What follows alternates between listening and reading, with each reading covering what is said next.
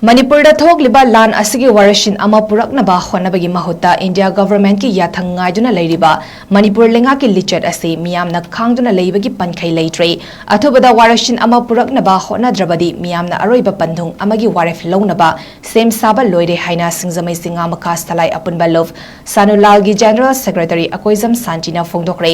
ngasi Manipur press club ki thangjung hall da pangthokiba paugi mifam amada wafam ase fongdokladuna santina hai Manipur da haukiba sahigi May ahumdagi hauduna thokliba lan asida India government amadi Manipur lengakna karamba maongda warashin puraknaba sillibagi haibase yamna kupna senaduna lakli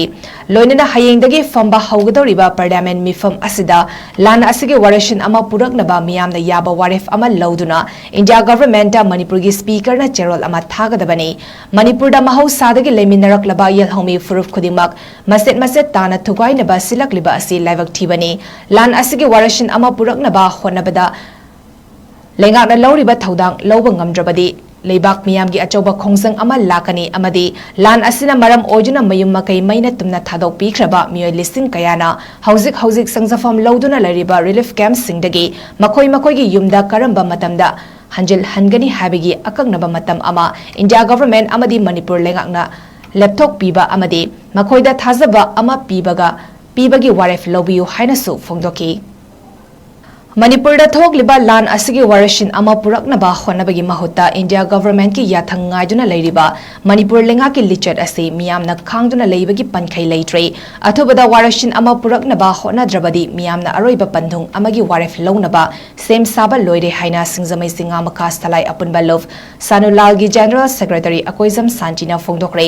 ngasi Manipur press club ki thangjung hall da pangthokiba paugi mifam amada wafam ase fongdokladuna santina hai Manipur da haukiba sahigi May ahumdagi hauduna thokliba lan asida India government amadi Manipur lengakna karamba maongda warashin puraknaba sillibagi haibase yamna kupna senaduna lakli loinana hayengdagi famba haugadoriba parliament mifam asida lan asigi warashin ama puraknaba miyamna yaba waref ama lauduna India government da Manipur gi speaker na cherol ama thagadabani Manipur da mahausadagi leminaraklaba yalhomi furuf khudimak maset tana thugainaba silakliba asi laibak thibani lan asigi warashin ama puraknaba khonabada lengakna lauriba thodang loba ngamdrabadi leibak miyamgi achoba khongsang ama lakani amadi lan asina maram ojuna mayum makai maina tumna thadok pikhraba miyoi listing kayana hauzik sangjafam lauduna lariba relief camp singdagi makoi gi yumda karamba matamda hanjil hangani habigi akangnaba matam ama India government amadi Manipur lengakna laptop piba amadi makoida thazaba ama pibagi waref lobiyu hainasu fongdoki